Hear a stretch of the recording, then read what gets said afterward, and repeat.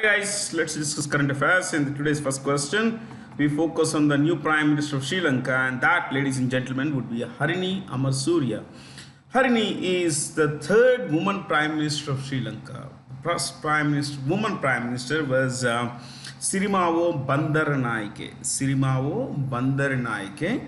And of course, her daughter, Chandrika Kumaratunga, later became the second woman Prime Minister of Sri Lanka. So, to repeat, Sirimavo Bandaranaike, Sirimavo Sirimavo Bandaranaike, then Chandrika Kumaratunga, and the third is Harini Amarsurya. She's the third woman Prime Minister of Sri Lanka. And to bring in also the fact that Sri Lanka is a presidential republic, it means that the presidential is pretty powerful. The president is all powerful. Her president, which effectively, this is how in politics it's said, in the administrative language, her president and the country's president is Anura, A-N-U-R-A, Anura Kumara Dissanaike, D-I-S-S-A-N-A-Y-A-K-E, Dissanaike. Okay, then we have the choices here. Singapore, of course, is down south, and the Prime Minister there is Lawrence Wong, W-O-N-G. Indonesia. Indonesia's president is Joko Widodo, J-O-K-O, Joko Widodo, W-I-D-O-D-O. Then Malaysia, the Prime Minister, of course, there is Anwar Ibrahim. What about Thailand? Thailand's got a new Prime Minister. We recently saw her name on our screens, Paetongtarn Shinawatra. I'll spell the name for you. Paetongtarn, that is P-A-E-T-O-N-G-T-O-R-N. Paetongtarn Shinawatra, S-H-I-N-A-W-A-T-R-A, Shinawatra. So Paetongtarn Shinawatra is the new Prime Minister of Thailand. Harini Amarsurya is the new Prime Minister of Sri Lanka. Lawrence Wong also became the Prime Minister of Singapore quite recently, actually. Okay. The king of which country signed a marriage equality bill into law, making the first country, making it the first country in Southeast Asia to recognize same-sex unions, that is, between homosexuals. Now, that would be Thailand. You can see that Thailand is in yellow here. Thailand, my friends, is the world's, one of the world's oldest monarchies. Currently, we are talking about that are in existence. Monarchy would mean that there is a Raja here, as the king says. And the guy's name is Maha, M-A-H-A, Maha Vajiralongkorn, V-A-J-I-R-A-L-O-N-G-K-O-R-N. I repeat, V-A-J-I-R-A-L-O-N-G-K-O-R-N. Vajiralongkorn, Maha Vajiralongkorn. This guy calls himself, the official title is Rama the 10th, Roman numeral 10. So he believes that he's an incarnation of, not he, in fact, all the descendants of the Chakri dynasty. He belongs to the Chakri dynasty in Thailand. And these guys believe that they are the descendants of Bhagwan Shiv and Bhagwan Ram, Bhagwan Vishnu. Okay, so he's Rama the 10th. What about Nepal? Nepal is predominantly Hindu, and ladies and gentlemen, this country has a Prime Minister named K.P. Sharma Oli, Khadga Prasad Sharma Oli, O-L-I, Oli. Okay, choice 2, Brunei. This is Brunei. You can see, actually, you can see all these choices here.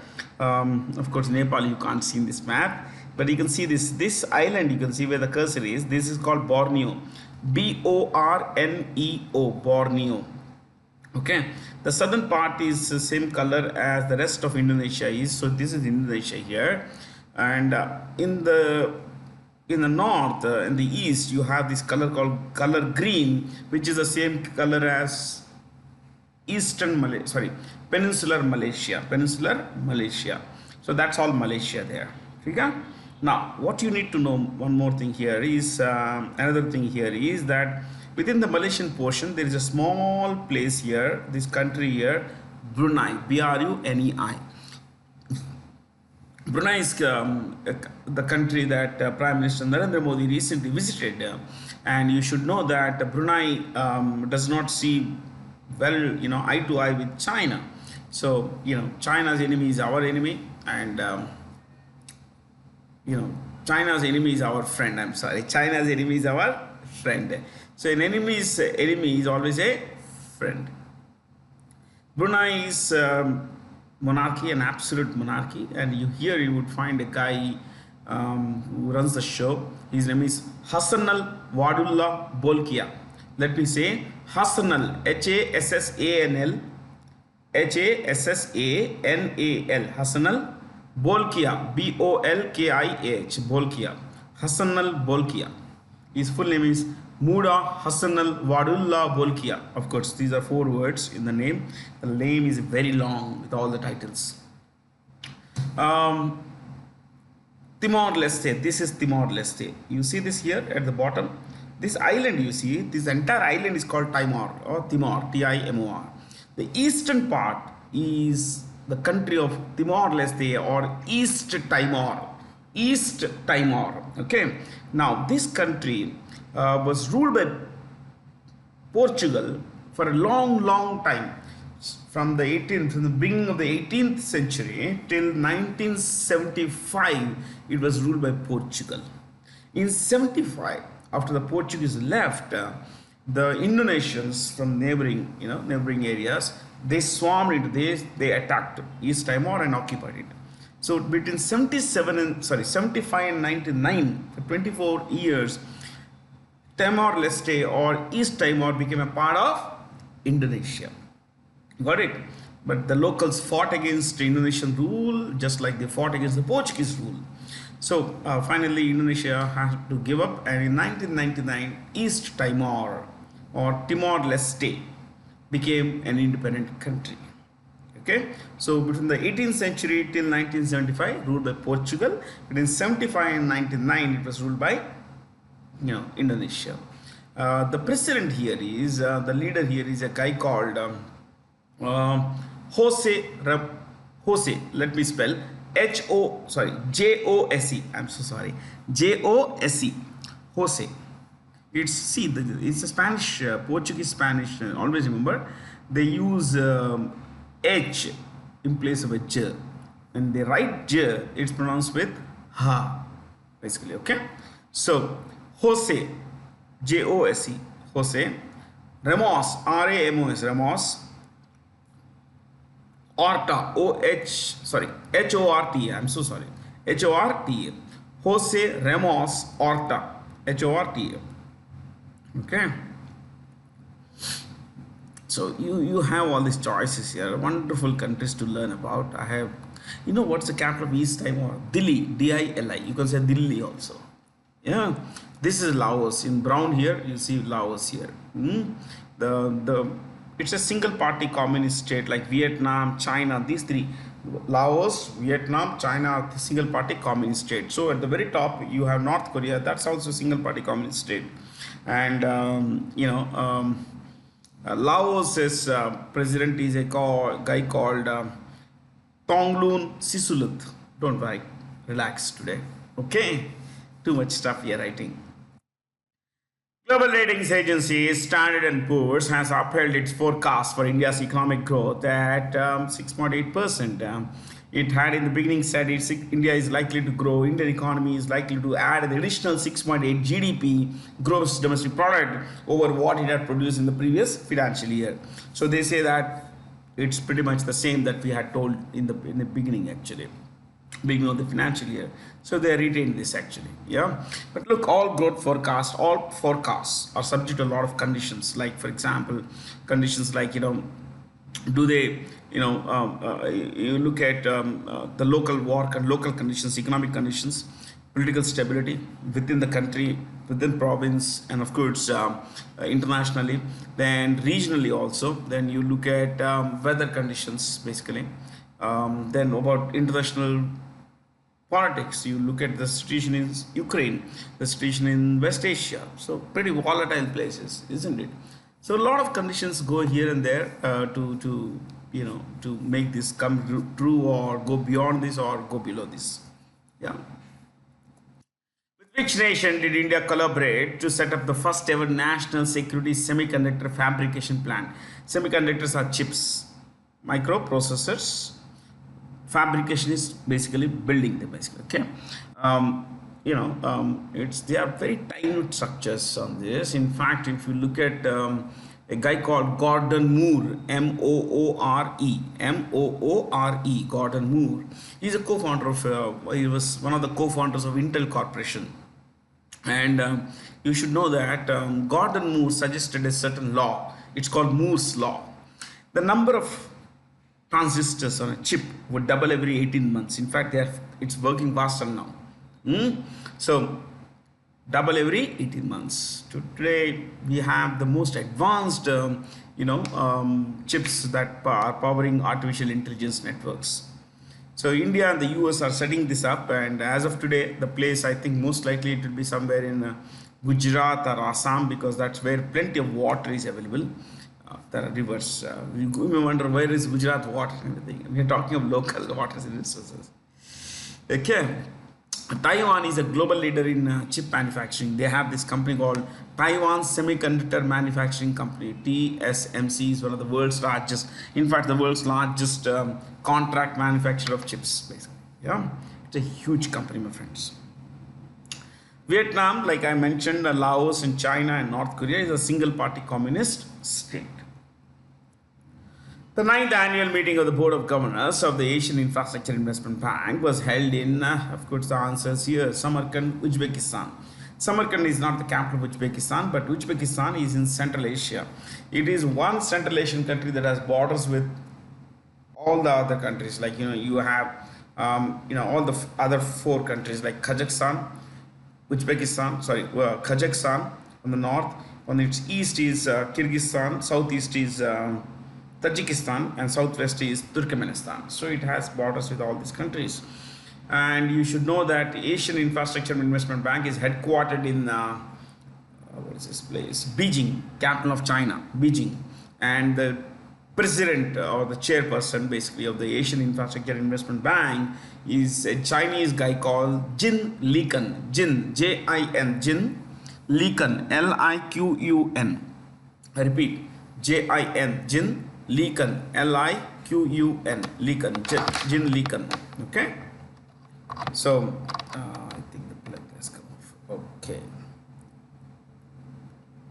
I think. By the way, you know the capital of Uzbekistan is Tashkent. Tashkent. Yeah. And it's run by President. You don't have to write all this stuff. Shavkat Mirziyoyev.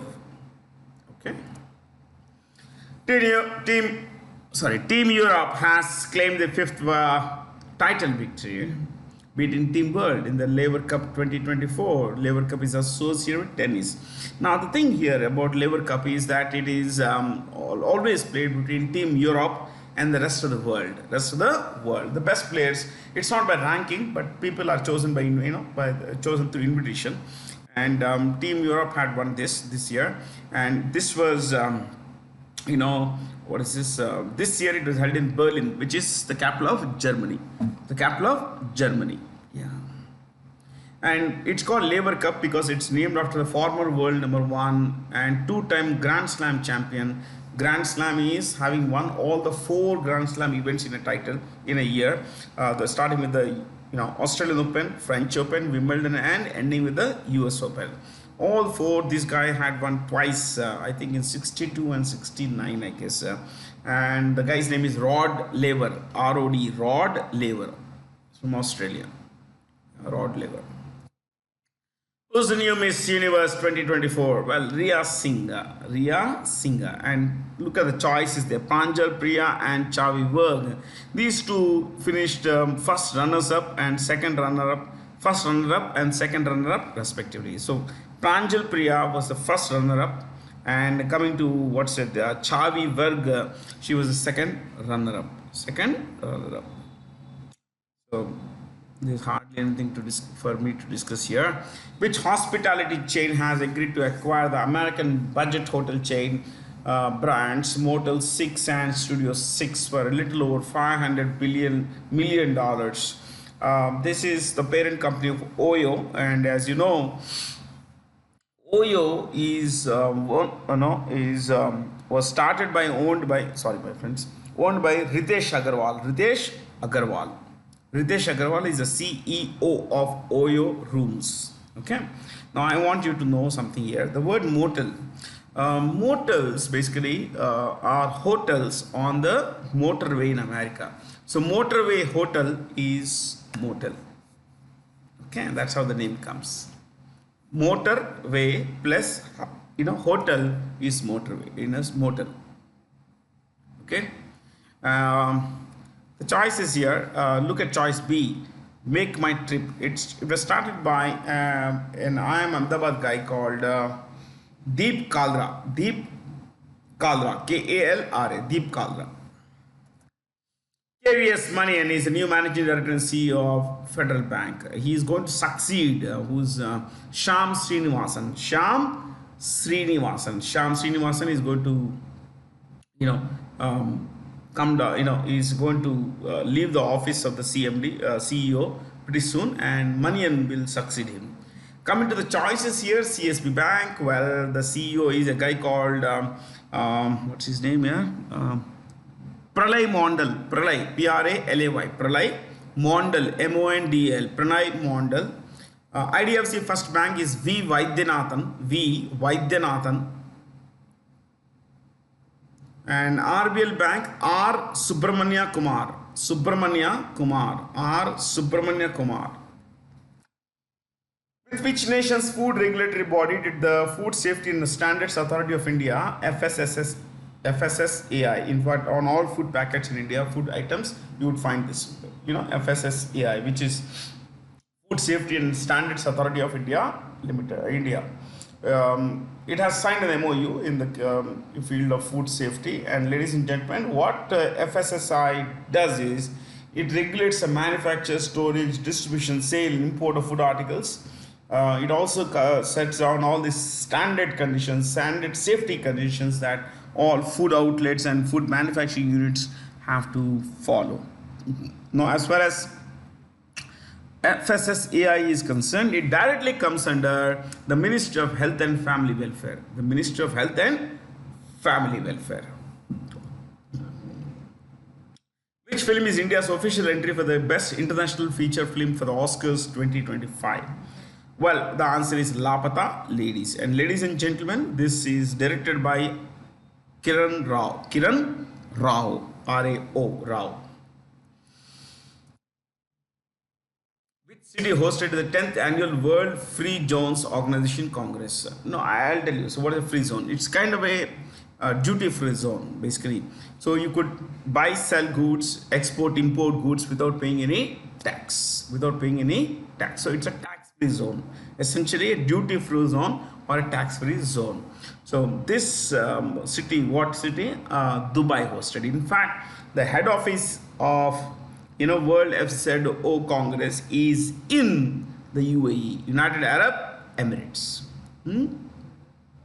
Look at choice 1, Riyadh. It's the capital of Saudi Arabia.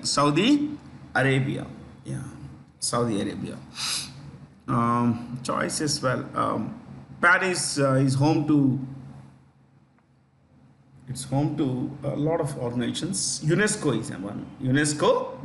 Yeah. Riyadh, you can say Gulf Cooperation Council. Paris, what is it that we mentioned? Paris is UNESCO, and of course there are a lot of other organizations like OECD, Organization for Economic Cooperation and Development. Then choice 5 is Jakarta. Jakarta, as you know, is the capital of Indonesia, but it is also home to the head office of ASEAN, ASEAN, which, as you know, is the Association of Southeast Asian Nations. Formula 1 driver Lando Norris has won the 2024 Singapore Grand Prix. He drives for McLaren. And he drives for McLaren Mercedes. What's the answer? McLaren Mercedes. Yeah. he is a Brit. He comes from the UK, United Kingdom. But currently, the race standings are being led by Max Verstappen, who is from Netherlands. Max Verstappen, Verstappen, Verstappen. Max Verstappen is a current two-time defending world champion in Formula One. 22, 23 to 1, 21 also, no, 22, 23, and now he is leading. Which international body and agreement was recently signed by India to protect marine biodiversity on the high seas at the UN General Assembly? Well, diversity beyond, okay, fair, it's mentioned there. And, this is also called High Seas Treaty. You could write this High Seas Treaty, and it's also called Global Ocean Treaty.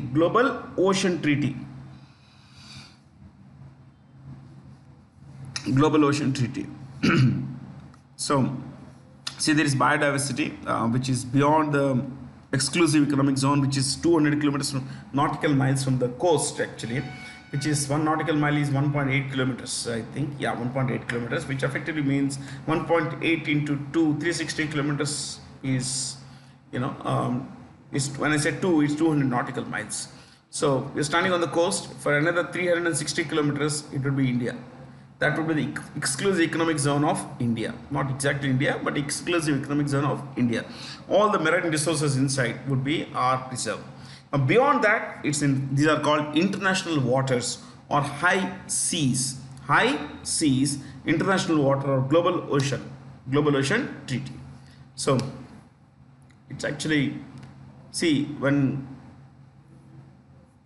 protection of high seas is concerned, where it's concerned, a lot of countries don't come together. But things are now moving in the right direction because countries are deeply worried about changing climate and all that, and global warming. World Tourism Day is celebrated across the globe on 27th September. Well, the theme for this year is tourism and peace. I can say that, tourism and peace. But India Tourism Day, you could write this, is January 25th January. India Tourism Day, 25th January. And the theme for this year is, this is world, we're talking of India now. This is, the theme is sustainable journeys, Journeys, journeys, comma, timeless memories, sustainable journeys, comma, timeless memories. So for India and world, we have looked at, according to the World Intellectual Property Organization, WIPO, World Intellectual Property Organization. I repeat, World Intellectual Property Organization comes out with a list every year. So this is a UN body. The WIPO is an UN body. It's headquartered in Geneva. Where is it headquartered? Geneva in Switzerland. And it's headed by a Singaporean named Darren Tang. D-A-R-E-N. Darren Tang. T-A-N-G. Darren Tang. So I took this right from the website of WIPO. This graphic you see. So region-wise are mentioned, things are mentioned. India is the most innovative country in Central and Southeast, Southern Asia. So coming to India's rank, we are 39th, and the top 3 in the world would be Switzerland, 1, Switzerland, 2, Sweden, and 3, United States. Let me repeat. Switzerland, 1. Switzerland, rank 1, global rank 1. Most innovative economy is 1. Switzerland, 2. Sweden, and 3. United States. United States. United States. I think this should be fine. The Asian Development Bank has retained India's growth forecast for the current fiscal at, we looked at, one organization saying the Standard & Poor's is saying that 6.8%, while the Asian Development Bank says it's likely to be around 7%. That's why I said, these are all subject to conditions. They have different methodologies of calculation, arriving at the number they share with us. And of course, we should also look at all these numbers are as indicative, just indicative of what growth like could be basically. Asian Development Bank is headquartered in the capital of Philippines called Manila, Manila, Manila. That's the head office. And the president of the World Bank, in Asian Development Bank is Masatsugu Asakawa.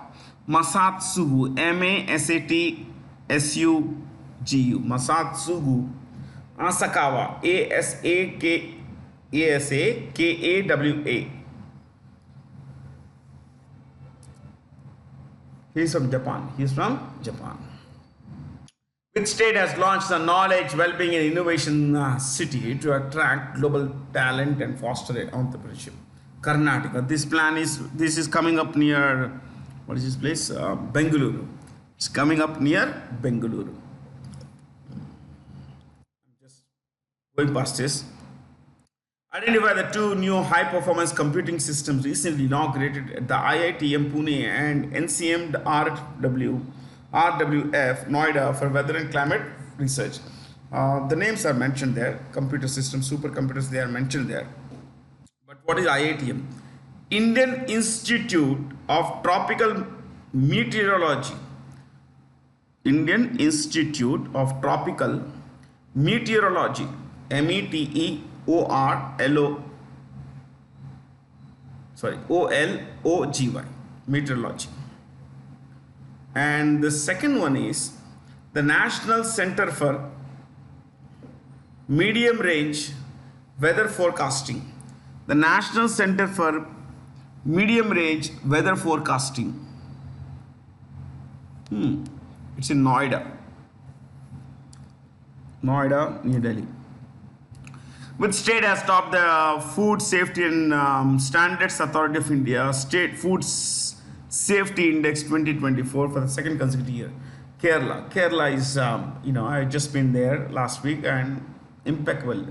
They don't, a lot of things are pretty good, man, about Kerala, especially the food, of course, and cleanliness and all these things. Yeah.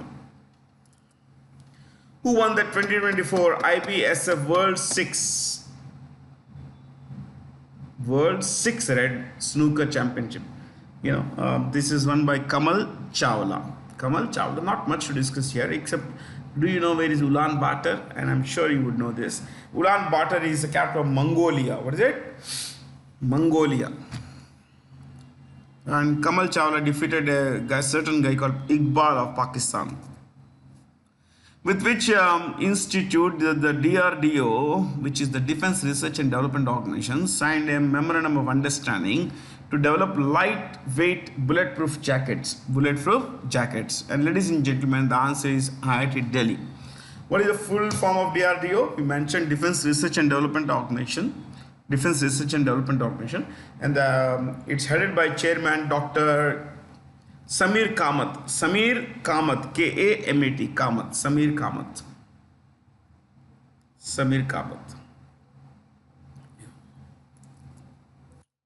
Which company has received approval from SEBI, Securities and Exchange Board of India, which is the regulator of the stock markets, capital markets, primary markets, secondary markets, mutual funds?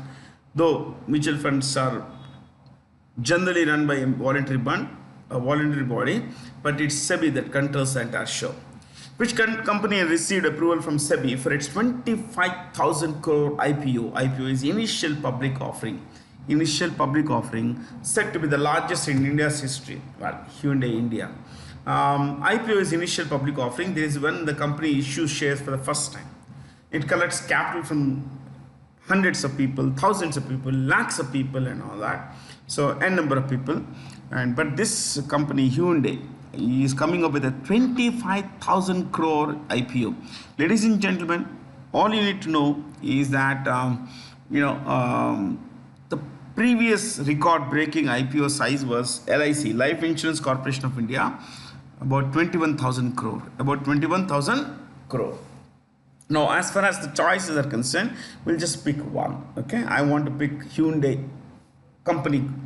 Hyundai, it's pronounced Hyundai. Okay, Hyundai is the world's third largest automobile maker. The largest automobile maker in the world is Toyota of Japan. 2, Volkswagen Group. pronounced with an F but written with a V. Folks. I'll spell Volkswagen. Volkswagen. Volkswagen. So, um, yeah, just look at. Number three is Hyundai. Now Hyundai owns multiple brands. It owns Kia. 33% of company Kia company is owned by Hyundai. It owns a brand called Ioniq. Ioniq. Ioniq. This, ladies and gentlemen, is an electric vehicle, and apart from electric vehicle business, named what is it? Uh, I just Ionic, actually, not a very familiar name. Ionic, and then there is this luxury brand they have, Genesis, Genesis, Genesis, very premium brand. So Genesis luxury brand, Ionic EV brand, and coming to subsidiary company Kia Motors, all owned by Hyundai, and this is going to be the largest IPO that are coming up. And the global chairperson of Hyundai is a guy called what is it? Chung, Chung. I repeat, Chung. Chung Yu Sun. Yu Sun is hyphenated. I'll spell Yu Sun. EUI. I repeat, EUI hyphen SON. SON. So Chung Yu Sun. Okay.